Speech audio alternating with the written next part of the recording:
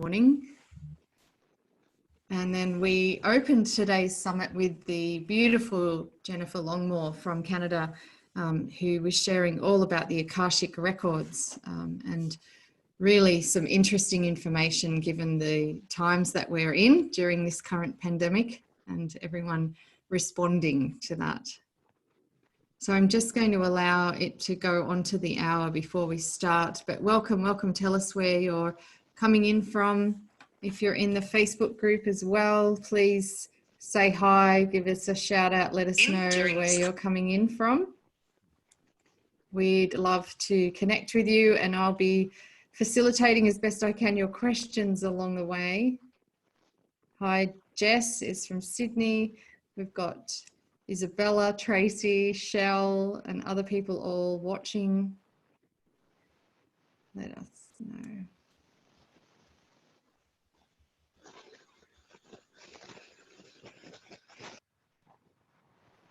And we have Peter, of course, our very special speaker who's dialing in from Sydney, correct? Yeah. Hi, everyone. Excellent. Welcome to you all. Hi, Shell from Newcastle. G'day. Good to be here again. Thanks, Christine. Lovely to have seen your name pop up in a few of our presentations today. I hope you've been getting great value out of our amazing speakers, and more to come. We have a jam-packed schedule tomorrow, lots and lots coming. All right, so we're pretty much on the hour, so let's get underway. Welcome once again to the SuperHuman Summit. And for those of you who haven't had a chance to tune in to any of our speakers before today, let me just quickly do a little bit of housekeeping before I introduce our phenomenal speaker today and what our subject matter will be. Just a reminder that we have a SuperHuman Summit group in Facebook, and it's called the SuperHuman Summit. So you need to put the in front and you'll find the group. Request to join there. It's free, and once you're in the group, you can actually watch these get live streamed, and it helps you be able to go back and replay them later if you can't be on when the call is live.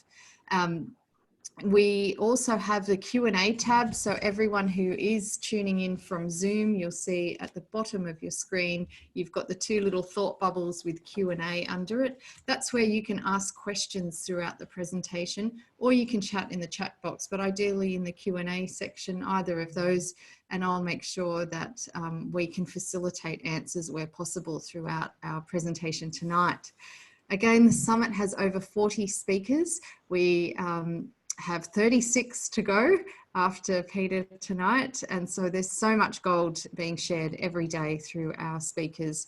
40 speakers from around the world who have all generously donated their time, their energy to you all to help you through these times and to think about, how can I become more superhuman? What are some of the ways that I can actually move through COVID-19 and come out the other side even better than before? And that's ideally what we're hoping to do. Michelle Crawford, who's my fellow co-facilitator and I guess brains trust behind Human Power, and I really wanted to do something to support all of the people in our community and around the world to just make the most of this time to regroup and collect and think about, who do I want to be more of in the future?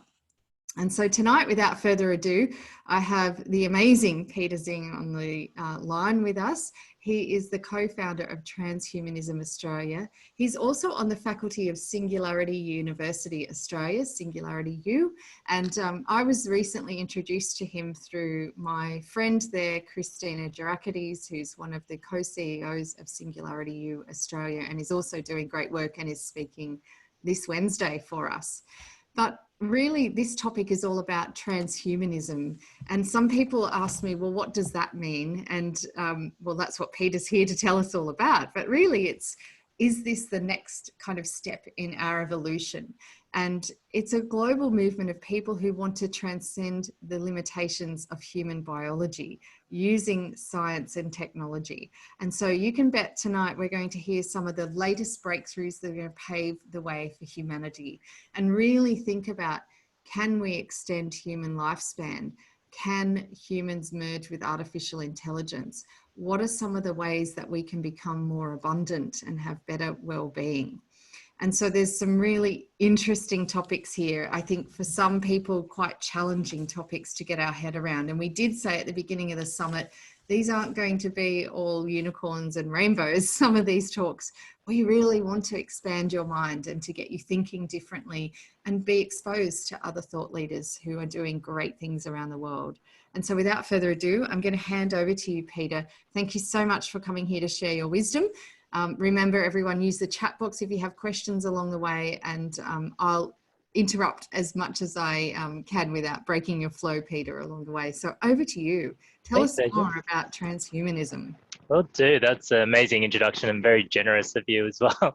And it's a pleasure to be here, and I'm looking forward to hearing the rest of the summit as well.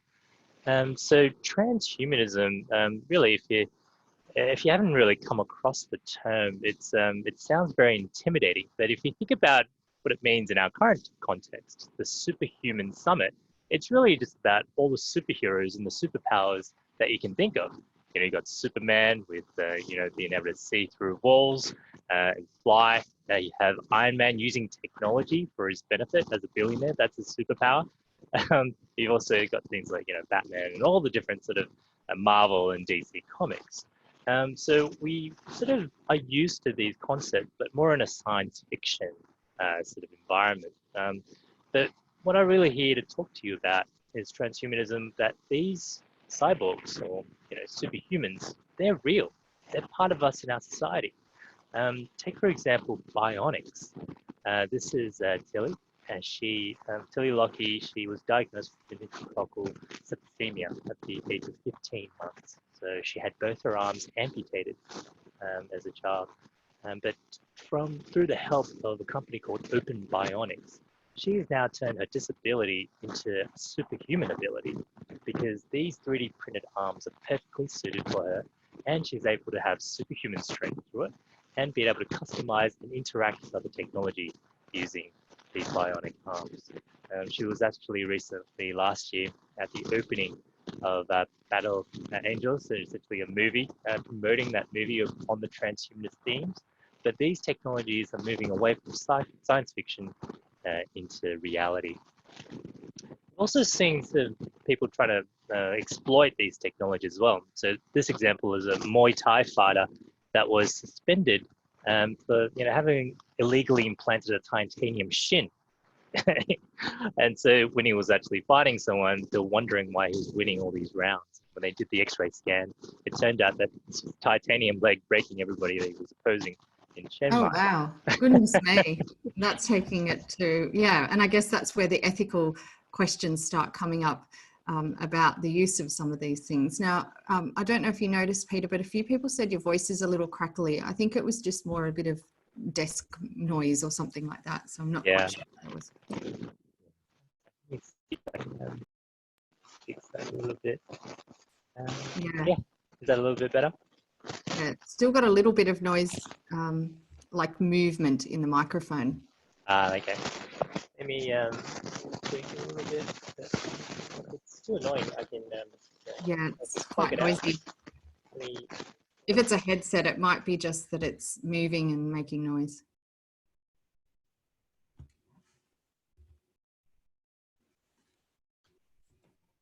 Okay. Is that a little bit better? Yes, that's better. Thank you. Thanks so much. That's better? Great. No headsets. That's the way to do it. Thank you. That's all right. We'll have more better technologies around the audio visual as well, I think, with implants with the ears, but we'll get to that as well. So in terms of what technologies can be used, you can see that people can use it for an unfair advantage. But these implants are very commonplace. Think about all the implants that we're currently doing in the dental area, right? We have these dental implants. If you're missing a molar, if you have hip implants, as we get older and our hips break, we replace it with titanium implants. There's things like heart valves. We're essentially helping people extend their healthy human lives with these technologies that have been implanted in our bodies, and things like pacemakers, essentially helping our hearts pump out additional in the future. So this is all sort of current technologies being used to help people, I guess, restore their ability to be human beings. But it doesn't take much more to, if you think about it, make these superhuman powers. So transhumanism is really along these three pillars. If you think about increasing our healthy human lifespan, that's super longevity. If you think about using technology to increase our intelligence, that's the super intelligence, where we're leveraging our smartphones and artificial intelligence to do more with our brains, and eventually merge with that as well, which I'll talk to. And then this super well-being. So there's no point just being super smart and super healthy. You got to also be well from a mental and physiological sort of perspective. So we'll talk to how these technologies can improve one's well-being as well. So how did I get all into this? So, you know, when I was a little bit younger, starting out in my career, you know, being promoted along the sort of corporate ranks, we decided to take a holiday with a good work colleague after a promotion. So we were celebrating here in Malaysia, in KL, outside this bar over here, the Asian Heritage Row. So it was our first night. We got there, put our bags down, and decided to head to the bar across the road. So that was sort of the first night, and we were just having a great time. But when we were going back in around 2 o'clock in the morning, back to our hotel, which is right across the road, I felt this huge thump behind my head, and I was knocked unconscious, and I was on the ground, and apparently I was bleeding out through that hit, and they were essentially rolling us for whatever we had on us. I woke up. It was the emergency room in the hospital. I had these wires and dangling out of my hands and my body, and I just have never felt that vulnerable as a human being before. So that was the point when I realized my biology is so vulnerable, and it's so easy to break with things that are out there in the world. And I thought, well, why isn't technology and science being technology essentially looking at this challenge of the vulnerability, the sort of fragile nature of the human body? And that's sort of where I looked into transhumanism. My work in researching in AI led me to different fields around what are the technologies being developed to enhance our intelligence, but also what are the areas where AI research is looking at longevity as well. So, wow, that's phenomenal. I have to ask, so were you in the field at all before this horrible incident happened? Or I was in the business field, yes. but more of a sort of thought leadership research area, rather than a specific sort of deep dive into the super longevity side of things. Wow, it's often personal experience, isn't it? Yeah, it was definitely a life-changing event. And I still look back today and just thinking about all the people that are out there having these sort of experiences, but also what if I get older? What if I'm older and more fragile? Why isn't there something that could be done to look at the aging process itself? So yeah, that's one of the things that woke me up to it. On super longevity, so it's probably the first thing I'll touch on. If you think about the aging process, imagine if a Qantas 747 had been crashing to the ground every single day, right? That's, if you take that over a year, there's about 120,000 Australians that would die every single year. And if that was a disease, if you say that was COVID-19 and was killing that many people around the world, or in Australia alone, you'd be up in arms. Why aren't we throwing every single bit of resource that we have that is available to try to find a cure? But this disease, right? It's actually the death of the people is caused by the aging process itself. So if you think about aging, we call it a natural process. If you die from cardiovascular disease, if you die from Alzheimer's or cancer, these things are increasing risk as you get older, and eventually, when your body can't take it anymore, you die of old age, right? These are natural causes. But the aging process itself, it's killing over 100,000 people every day, all around the world. In Australia, it's 120,000 people every single year. So when we're looking at science and technology, if we look at the narrative, well, why aren't people sort of trying to take this seriously? Why aren't they looking for a cure? Because the current narrative is that you're born, you grow up, You get raised by the people that looking after you. You might fall in love or get married or adopt or have a child yourself. And then they might do the same, and you're meant to just grow old and pass away. That's sort of the cycle of life, the narrative that we tell ourselves. And we tell ourselves that, life wouldn't be worth living if there was no end. You wouldn't make the most of every single day. This is sort of seize the day type of discussions that you hear. But if you think about what's happening in science and technology now, we're on the cusp of these technologies being available to essentially treat the aging process itself. So there's current research being done around what is aging? What is the aging process? And if you think of it from a pure scientific and physics perspective, we're made up of the same, atoms and molecules and compounds as everything else, right? So in our bodies, our cells, they're made up of molecules. Those molecules are made up of atoms and particles. They're all within the realm of physics. And just like if you think about a car, those parts could be damaged as the car continues to run. But eventually, you might want to replace those parts to make the car work the same way as it used to. What I'm showing here is a stem cell. So if you think about what are the fundamental building blocks of our bodies are, these stem cells are essentially it. And they also contain the genetic and blueprints and the DNA blueprints to everything in our bodies. So this is all a lot of mechanics in our bodies, and scientists are starting to figure out how these machines work in our bodies and what are the things that we can do to repair the machines or replace those machine parts to help us solve this grand challenge of the aging process. A lot of experiments are being done on mice. I'm sorry to show this huge picture of a rat on your screens, but mice, I guess, are our closest relative in terms of being able to do experiments quickly on. They're mammals, and you can see that in lab rats, they've done experiments on things like NAD+, which is a particular precursor drug. If you think about these drugs that try to fix up any damage through the cell replication process. Everything in our bodies, there's like millions of cells that are being replicated every single second. And eventually these sort of cells, if you think about it as a printer, right? If you use a document, you're taking a page, you're putting it into the printer and you're trying to make a photocopy of it. You take that original copy, you make a photocopy of it, and then you take that copy that you made and you make a photocopy of that. And that's essentially what our cells are doing. They're making copies of themselves millions of times. And eventually you have error, right? So this, the integrity of the document loses shape. The inks get smudged out.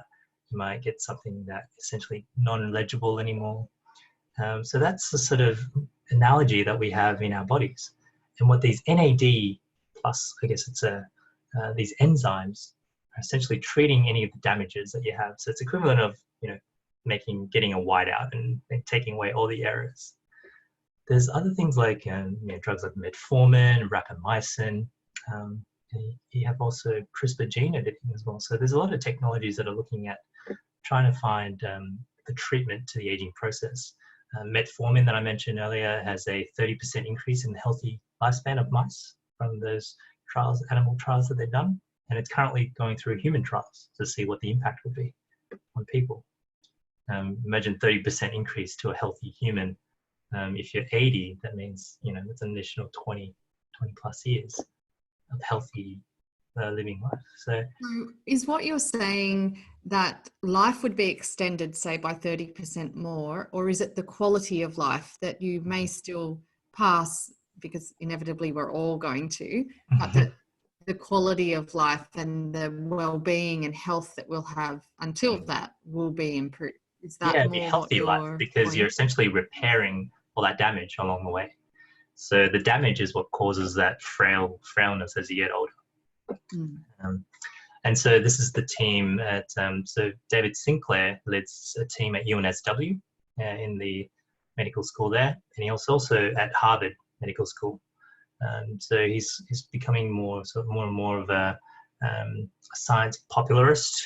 He's saying that the role of scientists is now to climb down from their ivory towers and actually communicate science to everyone so that people will actually understand what's available and also will vote with their feet to look at these technologies. So David Sinclair here is the team that is looking at NAD+, and these have been shown to increase the healthy lifespan of mice by 30% as well. And so they're actually going through clinical trials on humans now too. The drug that is a precursor to NAD+ is NMN. So that's the drug that's essentially creating more NAD+ in our bodies, which will remove the damage that's accumulated through that self-replication process, kind of like those photocopy printers.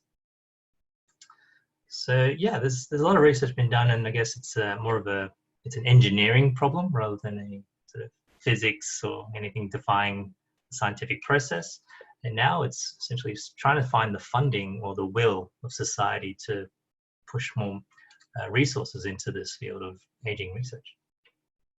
In the meantime, people are looking at things like replacing parts from pigs into humans. So essentially making the pig organs compatible with the human body, and actually doing these transplants. So they've actually done liver transplants using animal parts for humans, and that will bring down the wait list that we currently have a shortage of donors in society, and making these compatible with people. So it's like in the meantime, before these aging processes are being treated, you can replace your car parts, your body parts with these things if they fail along the way, including and certainly that's been around quite a while. I know when I worked in healthcare system in the 90s, we were replacing people's heart valves with pig valves back then, but certainly not a liver or something more substantial like you're suggesting. Hopefully not trotters either. I'd rather not replace my fingers with trotters. A bit tough trying to type, I think. But yeah, the liver transplants from a pig has happened just by essentially treating the pig liver with the ability to interact and be compatible with human cells. So these are sort of the chimeras of animals and human parts, which brings a whole ethical issue along the way as well. What are the things that you might transplant from an animal that you're giving human genes to? So these are sort of things being researched, and the ethics of that is all being debated in real time right now. There's also things like 3D printing. Can I just say, there was a question from Jenny Lee. I think when I asked my question about was it life that was expanded or just the quality, she actually asked, is the lifespan the same and the quality greater? So same sort of thing. Does it look like it can actually extend lifespan as well? Yeah, healthy lifespan. Yeah. So just essentially, they're also looking at reversing the damage that's caused by the aging process to the point where you're improving your health span. So rather than keeping it the same with age, you're actually going back in time in terms of your body. So that's the sort of research being done right now. Yeah. Rewinding the clock. And David Sinclair's team, they've found a way to actually identify the biomarkers of the aging process. And, once you're able to measure something, you can measure if it's going backwards or not. And that's what they've been able to do to actually prove that the healthy human lifespan has been increased, but also your aging damage, the damage caused by the aging process, is going back as well. Plastic surgeons might be concerned. Yeah, exactly. This will be, like the root cause approach. Fascinating. People on the Facebook group are saying this is fascinating. Oh yeah, I mean, there's a lot of information on the internet as well. If you want to Google that, just make sure it's from a credible source. But there's so much research on this. The scientific papers being published every single day. The advancements are quite rapid, so it's no sort of surprise that it's hard for everyday people to keep up with this sort of breadth of advancements in technology. Which is why we're having this summit. So I appreciate it again for having me. Technologies that a lot of people might not be familiar with is 3D printing. And in this case, it's the 3D bioprinting. So this is the Rastrum 3D bioprinter. It prints cells using the printer. It won the Good Design Award last year. And essentially what they're doing is they're able to help scientists, biologists run a lot of experiments faster on human cells. So being able to print out these cells in a 3D sort of layer, almost as if it's in the human body, it allows them to run these experiments better, more accurately, and also faster, because they're able to print out these cells consistently. And so this way, people don't rely just on the 2D sort of petri dish. They can simulate exactly how the cells would behave in a 3D body part. And this will allow things like cancer drugs to be advanced faster. It'll allow a whole raft of science to be done in a consistent and rapid way. And I mentioned CRISPR gene editing. So, when we have a blueprint to what it is to be us, like what is this book of life, right?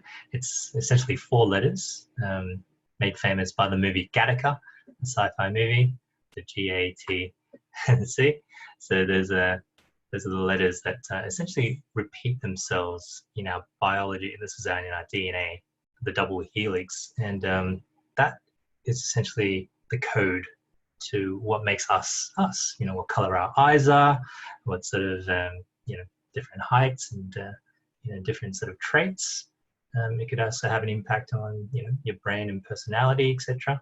So a decade ago they were able to sequence the entire human genome, so all the DNA sequence of a person. They did that for many millions of dollars, and today it's $1,000, but it's rapidly reducing to around $100, just because of the way that this technology is an information technology. So as we know from information technology, it follows the Moore's law curve in terms of the price performance of computation. So it won't be very far away when we actually see these whole genome sequences being offered free as part of potentially our insurance or our healthcare, just to ensure that we don't have any genetic diseases, or if there's been any changes to our DNA over time. And gene editing is the technology, CRISPR, that you might have heard of. So in my analogy of making photocopies of that document, using the copy of the copy, this would be like having the thumbstick of that document, the Word document, and ensuring that you're printing the same document every single time, and having the ability to edit out any errors that you have in that document. So a particular gene that was conducted, that was looking at it, was actually in the context of COVID-19. So they're looking at how do we use this CRISPR technology to potentially prevent the next virus, because the COVID-19 virus essentially looks at trying to find the key and whole sort of mechanism of getting into your body. Well, if your DNA has the ability to repel that mechanism, well, that makes you immune. So not sure if it'll be a standard vaccine, but they are looking into ways that our DNA in itself can prevent these coronavirus diseases, which are in themselves their RNA. So rather than the double helix, it's just the single strand. So there potentially would be ways to use CRISPR to edit our genes to be more resistant to future viruses. Which I think again brings up a bit of that, the whole challenge of, does it mean then that the wealthier will be able to be, vaccinated or to do things to protect themselves? What does that look like? I think Arne commented in the comments that this sounds a bit sci-fi, some of it, and things that we once saw as sci-fi on TV are now so much a reality. But they do bring ethical questions, and I think it makes people go, what do you do when you're pregnant? Do you then, interfere, I guess, with an embryo in order to prevent it from being able to get things like COVID? Yeah, definitely. And the ethical debates needs to happen now, because these advancements are happening, like you see every single day, these developments, and most people aren't across them because they think it's science fiction they see on a TV, but this is news, coming out of credible sources like Wired magazine and things. And in terms of the inequality that it might drive, you mentioned, access to only billionaires by billionaires. And that's why sort of as part of the transhumanist movement, we try to advocate equal access, make these technologies a human right, the right of every individual to be able to access healthcare, so make sure that we can extend our human lifespans as part of our human right. Because if we do that, then, you know, as a citizen of any country that's responsible for the health of its citizens, that's something we should have access to. And without that demand, without that knowledge that these technologies exist, it's hard to get the government to do anything, right? Yes. Yeah, and I think it's the how fast it's moving. How do you keep up with that? You know, and that's why people like yourself who are in this field are so vital for us, because we can't possibly. There are a couple of questions in the chat box around ones around animal rights and overpopulation. You know, the longer we start living, those sorts of things, and another one around physical immortality. And about matching evolution in other aspects of humanness besides the physical, like consciousness, mental and spiritual. Yeah, I'll touch on the first one around, you know, animal rights, for example. Yeah, that's definitely a huge issue. A lot of the lab testing, you might have seen what they're currently doing with monkeys and testing COVID-19 vaccines, ensuring that it doesn't kill the animals. But, you know, a lot of that does happen. So we need to find smarter ways to doing this. So the 3D printer of human cells, right? If you just print the cells and you do the experiments on that, it'll save a lot of animal lives as well, and also make the research faster as well. So it'll save human lives too. You know, some other comments that you mentioned, there was a few other things that you mentioned there. I would just jog my memory. A big one from Jenny Lee about a school of thought around physical immortality. And does the ethics debate include discussion around matching evolution in other aspects of humanness? So not just the physicality, but consciousness, emotional, mental, spiritual, you know, that we might become superhuman physically and strong in that, but are other aspects of our humanness expanding and improving and developing? Yeah, exactly. And, you know, in terms of the physical immortality, I think what science and technology can do is extend that sort of healthy human life. So it's extending it indefinitely. It still doesn't say that you might, you know, not die of an accident. You know, so they're trying to fix that with autonomous vehicles, so you're not getting hit by buses or trucks or cars that swerve into pedestrians. They're trying to find more ways of automation to ensure that the human error is prevented in these accidents. So we're already in the Western societies a lot safer than we were, you know, hundreds of years ago, obviously, but there's a lot of things that still kill people by accidents. So in terms of trying to extend our indefinite human lifespan is probably a better word for it, using these technologies. There's a term called longevity escape velocity. So with every single day that passes, potentially science and technology will give you an extra day back. And some are saying that, you know, people living today have already achieved longevity escape velocity. So as long as they're looking after themselves and, you know, trying to aim for a normal human lifespan, they'll get those extra days back by the technologies that are progressing every single day through that. Wow, so Moore's law applied to us now. Exactly. So, you know, if you think about what might happen in the next 20 years, this is something that, you know, if we accelerate it with our, you know, outreach, with our will to try to get these technologies accelerated, then we could be in a good position to do that. What about if we just get tired? I mean, it's really just a choice at the end of the day. It's an option. So imagine if it's an alarm bell that goes off every morning, and if you choose to snooze, then you can live out your healthy life that day. But if you get tired and you're, you know, sick of it, then just let it run, and then you can call it. It's really an option for people to say yes or no. And for me, when I had that accident, I was like, well, what if I was 80 years old and you know, I was still in that sort of healthy state? Would I want to move on the next day? I probably want to see what else happens during the day, because I've got a few curiosities that still linger around and things to keep me busy. But yeah, others, if given that choice, happy to decide whatever they want. Awesome. Continue. Thanks. Yeah, more ethical issues. If you think about what happened in China, the CRISPR babies. So this is they actually did conduct that embryonic edit of a human gene in twins, and so these were the CCR5 gene. So Dr. He in China essentially treated, was consulting a couple of parents.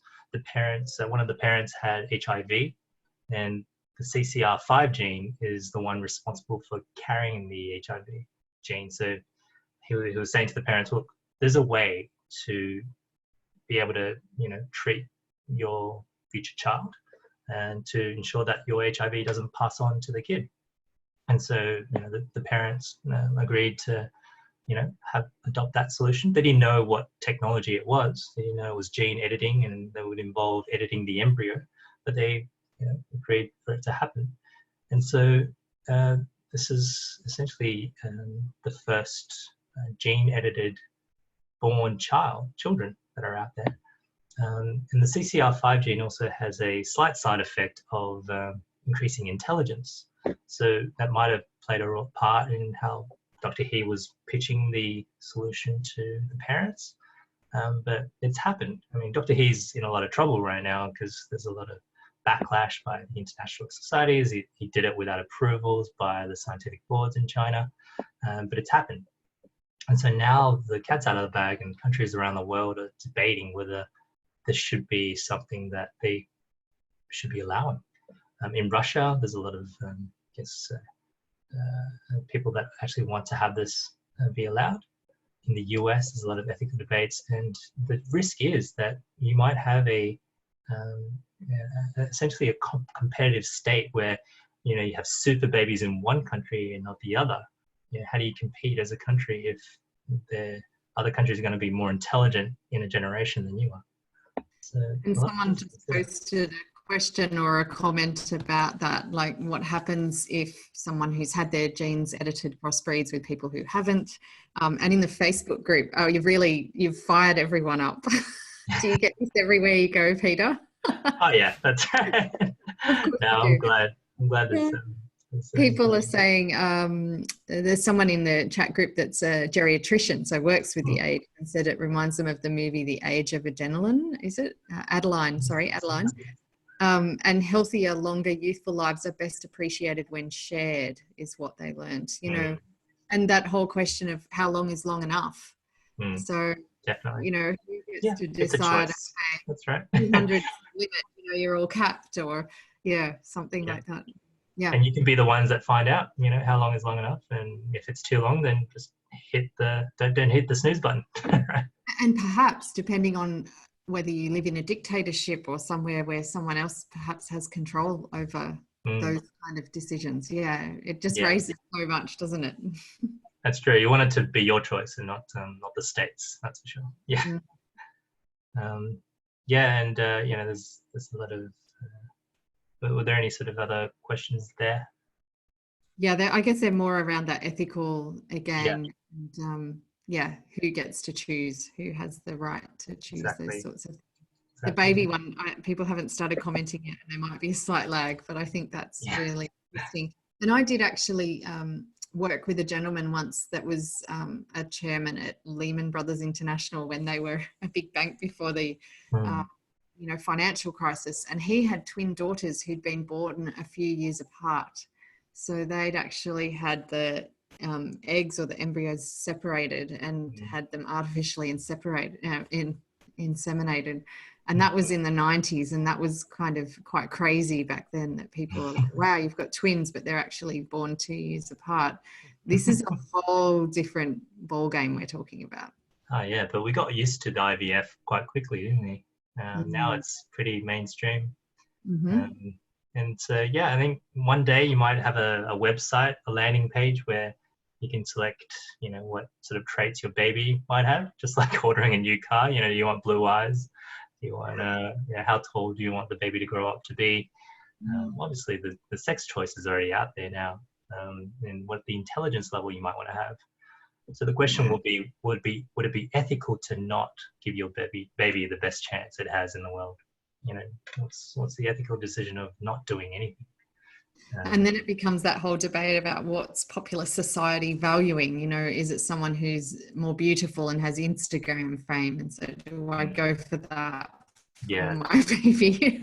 Or, do I want them to be a Pulitzer Prize winner? Yeah. Wow. Or all of the above. and our values are constantly changing, you know, as you look through history. So I think right now is a time to shape what our values are by having these discussions. Yes. Because they will definitely change as the technologies become mainstream, and depending on the adoption rate as well. Yeah, and same with the longevity as well. You know, is it ethical to not provide access to those technologies to people when you do have a treatment? So these questions need to be answered. And so, yeah, like I was saying, this competition potentially of of nation states, whether the regulations allow it or not, could exponentially divide humanity. You know, if you have a whole generation of super babies and no super babies, or eventually one generation later, you'll have a huge disparity in the economic ability of that country, but also probably in the sort of political world as well. I wrote this piece on the platform wars, so that's something else I can touch on later on.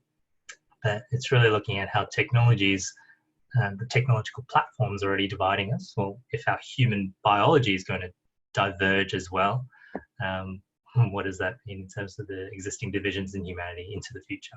So there's some technology considerations there too. So onto superintelligence. This is the second pillar of transhumanism. Before I go there, were there any questions on the super longevity side of things? All good. You can keep going. Yeah. Good. Rolling. We've got about 20 minutes. So yeah. Okay. Thanks. Yes, so I guess from an intelligence side of things, we are already transhuman. We use smartphones to, you know, search up anything we want. At a party, you just Google things, and you know, we store things. We outsource a lot of our memory to, you know, our smartphones in terms of like calendars and contacts and all these phone numbers. Who still remembers phone numbers, right? So we have access to the collective intelligence of all of humanity that's been documented. So that already makes us transhuman. It's how we then integrate with that technology is what I'll touch on the superintelligence side of things.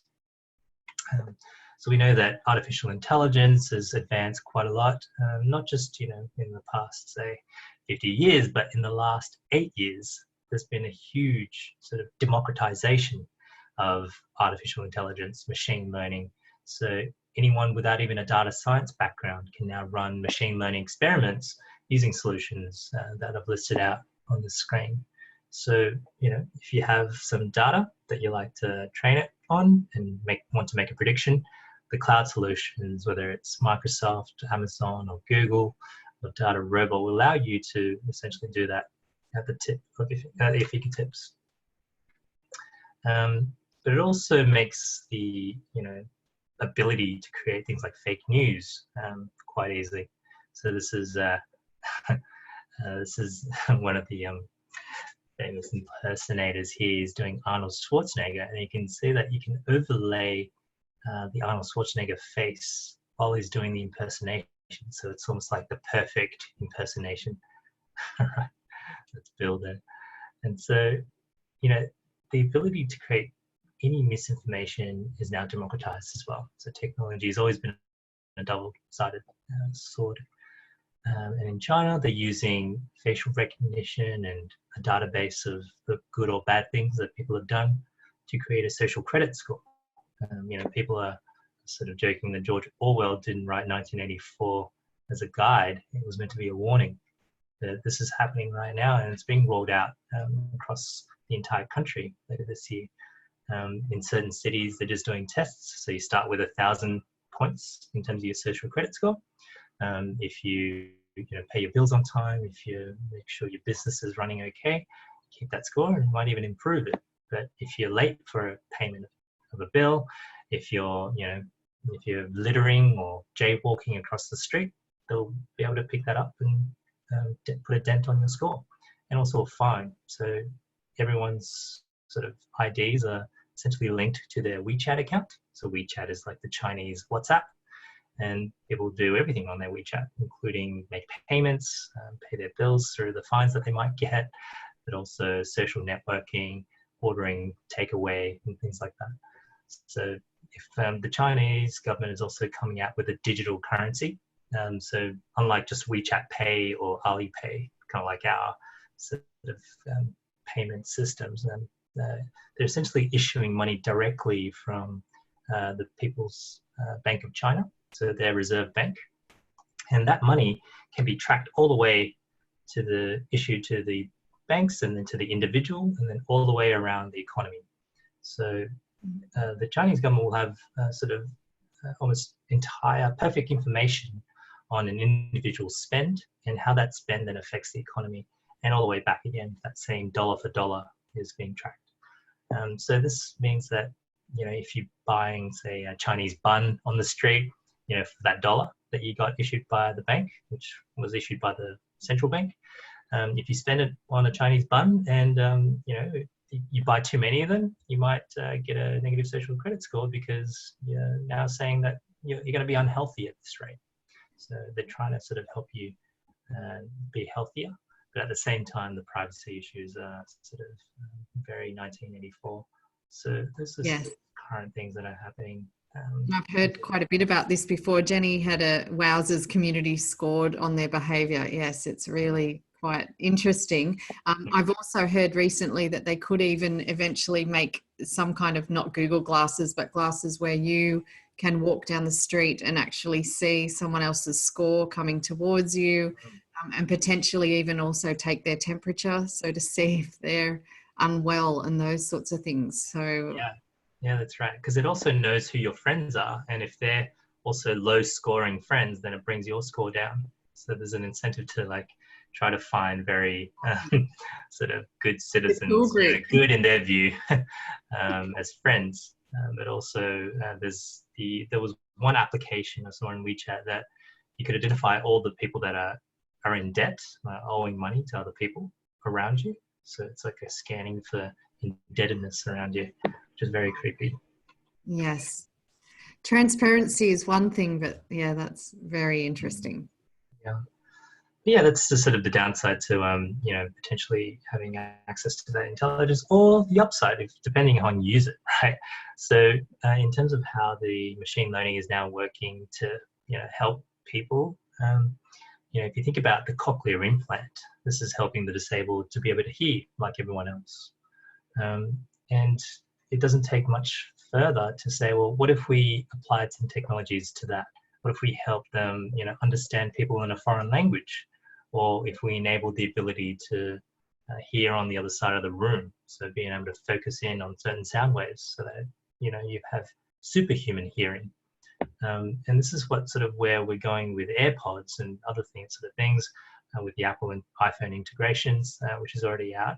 But then the future AirPods will be like cochlear implants to help you do that translation, that ability to not just noise cancellation, but noise, sound enhancement over certain areas. So to give you that superhuman ability. You talk to the whole augmented reality glasses.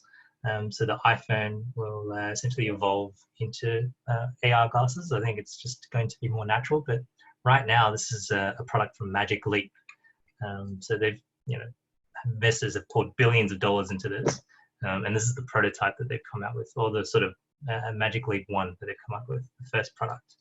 But essentially, you can see that the design element is really important. You want to create something that people want to wear.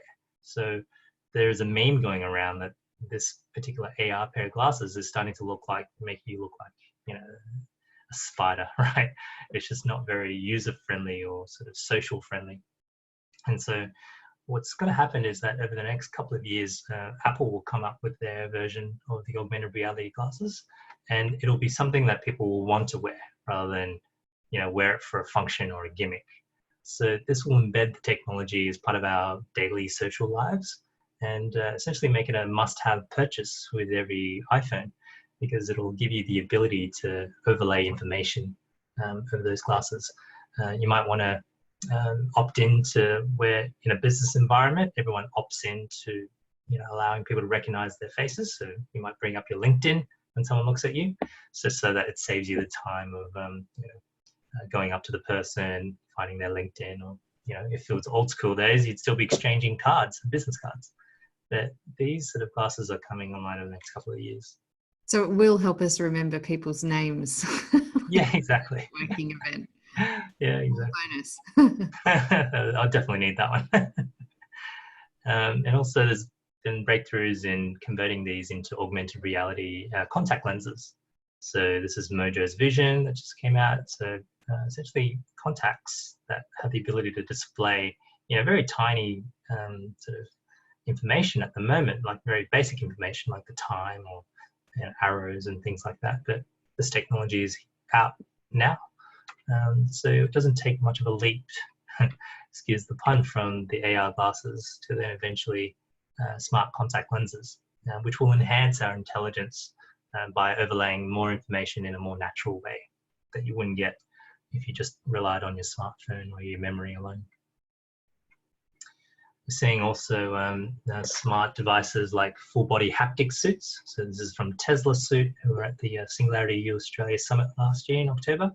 And basically it's got full body haptics, it's got motion capture and an avatar system, it's got climate control to increase heat or coolness in the body, and it's got a biometric system for corporate use cases. So be able to monitor people in real time, ensuring that they're in their optimal fitness, but also performance, and being able to track them everywhere, say if it's in a mining or an oil and gas environment, to ensure that they're safe. So that's sort of the use cases right now. But eventually all our clothing will be smart and it will be embedded within clothing as well to provide this information. And they've also come up with the smart gloves for virtual reality. So, you're in virtual reality when you're grabbing things. If you just have controllers, you won't be able to feel anything. But if you're wearing these gloves, it actually pushes back on your fingers as you're wearing this glove. So it actually feels more real. So this sort of allows people to be more immersed in the virtual environments when they're there. And they're also extending the sense of touch to things like, the tips of your finger. So these are little air puffs that the scientists have created that can simulate those tiny, minute touches on your fingertips in virtual reality. So eventually, we can move away from that physical form and into the virtual world without sort of much loss of that immersion, the sense of touch, hearing, sight, and feel, right? So if you think about all those things that we're currently experiencing in the physical world, we're just missing taste, which science is actually working on. They're trying to simulate taste on your tongue by, these electrodes. So, want to create some saltiness or sweetness or sourness. They've had the ability to do that. And it would be a combination of these things to try to replicate things like a hamburger or a cake or a cherry.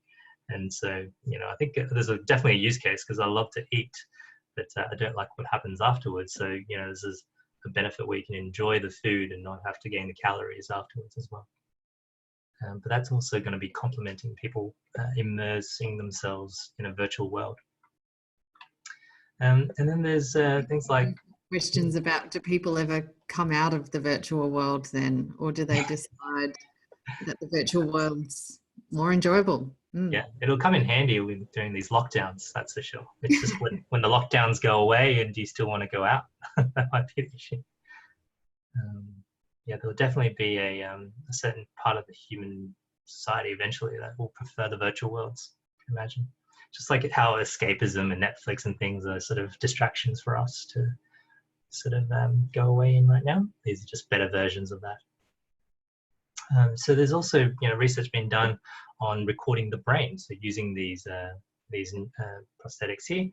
So just through the brain waves, without implanting anything, you can actually create synthetic speech. So someone thinking of saying something and actually producing the audios out of that. So people with lock-in syndrome that actually can't talk can use their brain to create the synthetic speech outputs using this technology. So yeah, that's the sort of world we're moving, where all our physical senses are being simulated. The haptics, the brain waves, the augmented reality contact lenses or virtual reality. And then there's a company called Neuralink, which was started out by Elon Musk and filled with very smart people in brain-computer interfaces. And they're actually looking at implanting electrodes directly into the brain for that fidelity of measuring the brain waves. So this is the Neuralink. It's chips and wires, really. These wires are about a tenth of the length of the human head. And basically the whole thing is about the size of a penny. And it'll sit essentially outside your ear, but implanted directly into your skull by this robot.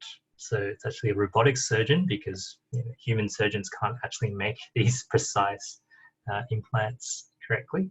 So the robotics will ensure the accuracy of the implants, and also the length of the wires will ensure that it doesn't cause the damage to the brain as people move around. So when we're moving around, moving our heads, it's actually shaking the entire brain. We want to make sure the wires don't cause damage, and that's happening. This is the N1 implant chip. And so what that allows you to do is, things like read the brain in a more accurate way than if it was just outside the skull. So they'll have a companion app on your phone, and you'll be able to, train it to do things like moving the cursor left to right. You'll be able to, do things like what we mentioned, doing synthetic speech.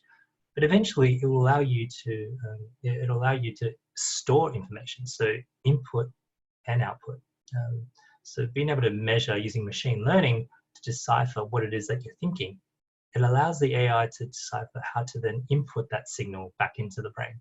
So you can simulate the virtual realities better, but also we might be moving to the world kind of like the Matrix, right? Kind of like that moment when Neo is like, I know Kung Fu, right? Or learns how to fly a helicopter by Trinity, just downloading information directly into the brain. And so this is a picture of Cypher. So he's like we were saying, do people want to come out of virtual reality? He's making the comment that, I can taste the steak. It's juicy in my mouth.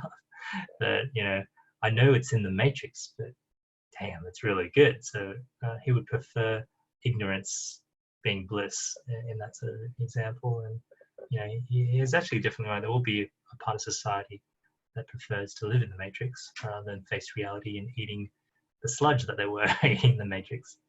But yeah, that's sort of super intelligence. And this chart really illustrates the pace of change we've undergone. This is Ray Kurzweil's law of accelerating returns. So on a logarithmic scale is actually plotting out the computation over time. And, when we look at the early days of these analytical machines, right, used to be, calculations per $1,000. If you look at it from that perspective, went from the tabulator to things like the Colossus. It's like a 1,500 vacuum tubes, right, that helped crack the German codes during World War II. And then was the Univac, the first commercial marketer computer back in 1960. Back in 1950. And then there's the Apple II, about $1,300 at the time. Compact machine was one of the first massively popular personal computers, right? So towards the end of the 1970s. And then there was the Power Mac, etc. But essentially this doubling, along with Moore's law, continues once everything becomes an information technology. Because Moore's law is just silicon, right? But before silicon, there was things like vacuum tubes, integrated circuits. So all these things, essentially paradigm shifts when innovation starts to waver, when you're reaching the end of Moore's law, as you might hear some people say. There's more incentive to innovate to a new paradigm. So what's next after silicon? It might be quantum computing, it might be 3D chips, it might be graphene. But a lot of resources are being spent on those technologies now because people are seeing the return on incremental investments start to slow down. So Ray Kurzweil was saying this will lead to the singularity being the point where the intelligence of AI far surpasses all humans combined. We're looking at potentially surpassing brain power of humans by 2023, and we've already surpassed the brain power of mice back in 2015. And so this sort of rate of innovation, we went from the agricultural revolution, between agricultural revolution and the industrial revolution was 8,000 years. From industrial revolution to the light bulb was 120 years. From the light bulb to the moon landing was 90 years. And the moon landing to the World Wide Web was 22 years. And then 9 years later, we sequenced the entire human genome. And now you're hearing these, things like we're going off to Mars and essentially creating artificial general intelligence at the pace of innovation here. By 2045, we could get to that point using this sort of law of accelerating returns. And so that's sort of the discussions around the singularity, which is why Singularity University exists as well, to make sure that it is done in a way that ensures that no one gets left behind. And Singularity Net is an initiative by Ben Goetzel and a few others, essentially trying to create a decentralized way to create artificial general intelligence, because you want to make sure that the artificial general intelligence in the future has all the values embedded by as many people as you can. So it's a combination of using blockchain and AI to create a marketplace that allows you to submit your AI software platforms there. So be able to decentralize that approach. Famously, Sophia the robot is the mascot behind Singularity Net, famously from Hanson Robotics. So I'm just really conscious of time, Peter, and I'm happy to go another 5 minutes or so if other people are happy to stay on. We've got quite an active audience. Someone was also asking, where does the money come from with this research? Which countries are paying for it and what companies? And given you're our final speaker of the day, there's not someone backed up right behind you. So if people are happy to stay on for another 5 or 10 minutes, I think you'll agree what Peter's sharing is so fabulous. We'd love to keep absorbing. So yeah, if you're happy to continue a little longer, Peter, that would be amazing. Yeah, happy. Everyone's saying yeah. Great, no worries. Yeah, so the question was, what companies are investing, which countries? Yes, it's mainly the US and China, and the technology companies like Facebook, Apple, Google, Amazon, Microsoft.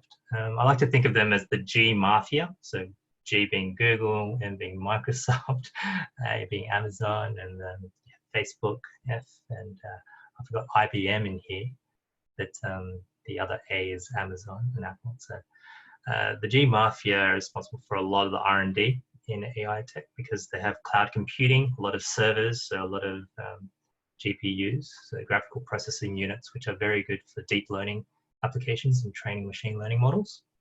And so they're able to use any sort of spare capacity for that purpose. And Google's DeepMind, for example, that they've gone through lots and lots of money just trying to create an AI that can beat someone else at StarCraft, the video game. And that requires a lot of computation and training. In China, it's Tencent. So this is the equivalent of Facebook over there. They have the WeChat app.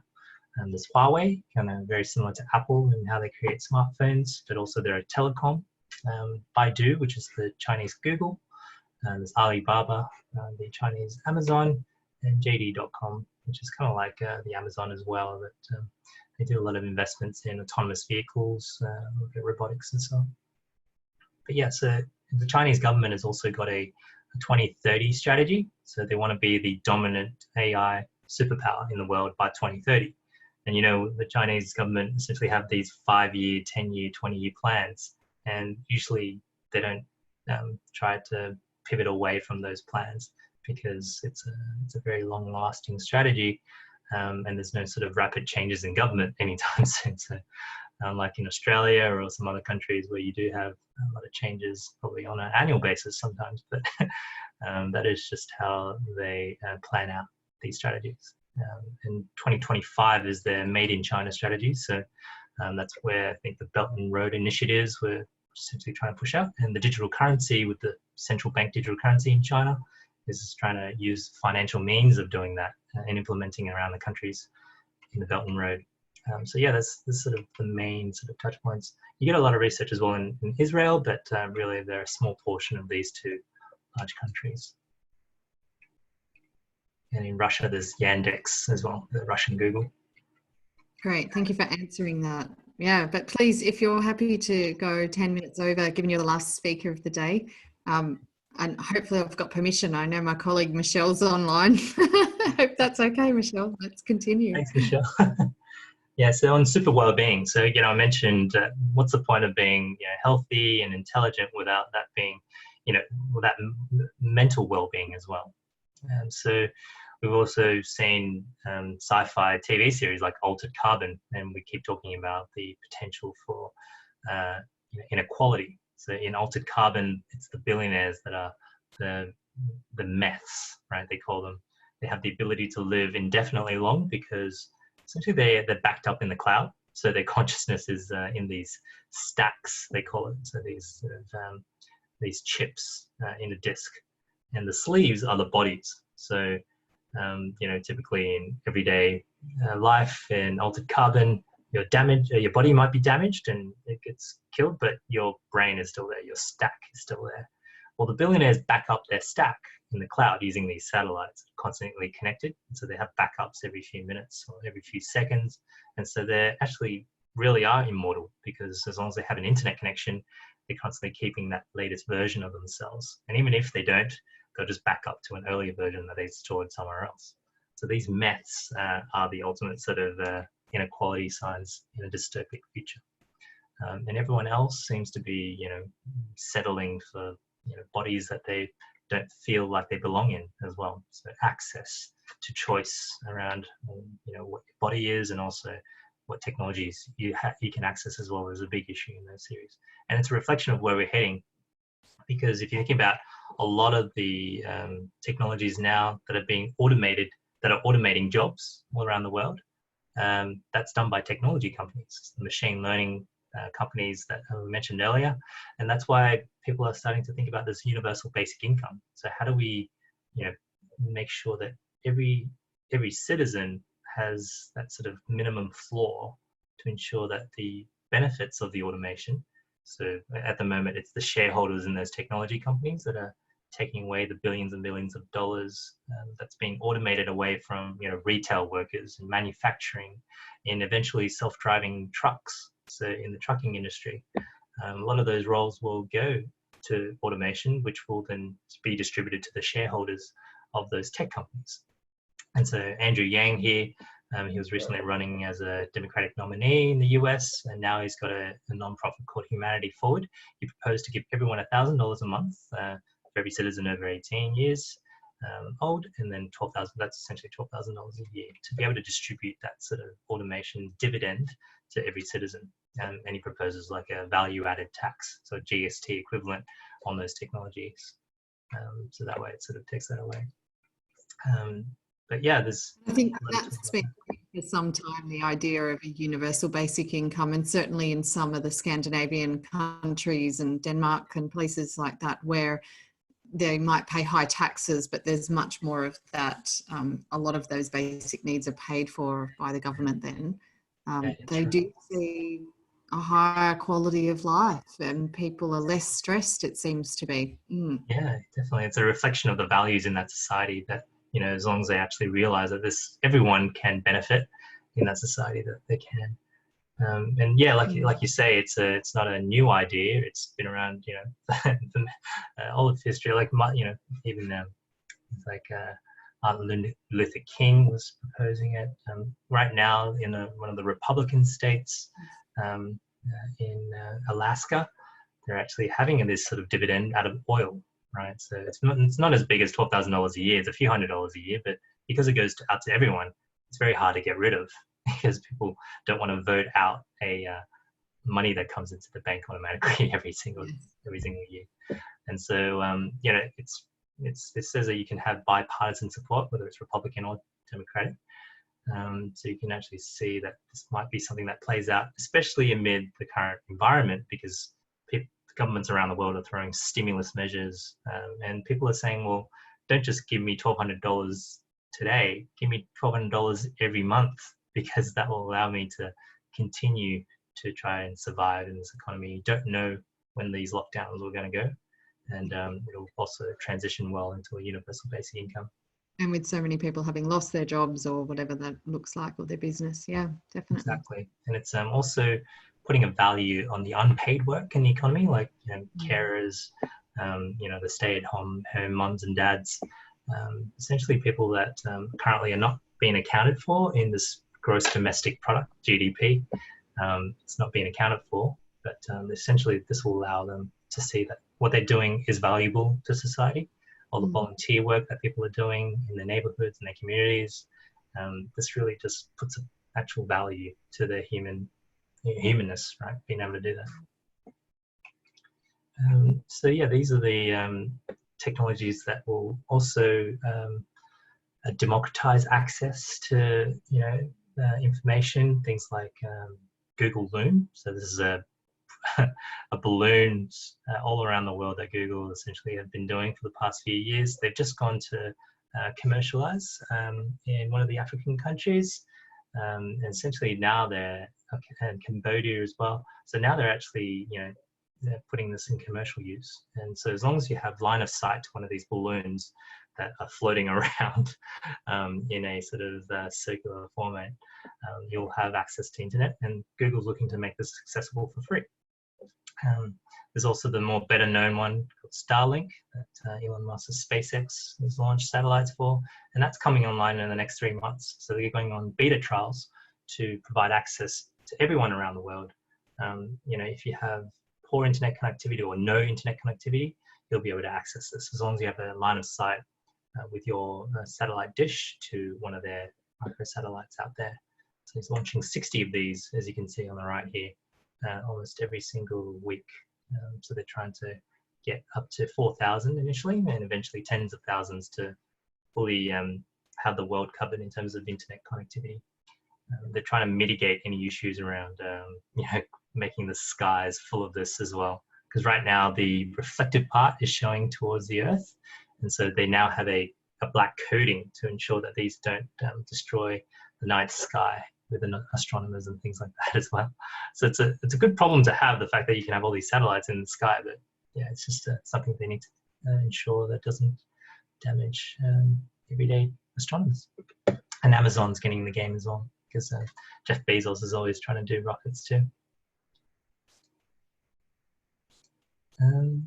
So if we look at it from a human needs and Maslow's hierarchy of needs perspective, these are all the sort of basic things we might want around physiological needs, the safety needs, love and belonging, esteem, and then eventually self-actualization. There's another one that people have said Maslow has before he passed away, which is self-transcendence, which is helping other people self-actualize, right? So it's just another level, but most people are just trying to get the basics up and running. And this, at Singularity University, we have the global grand challenges. So whether it's food, water, shelter, these are sort of almost aligned to the United Nations sustainability goals.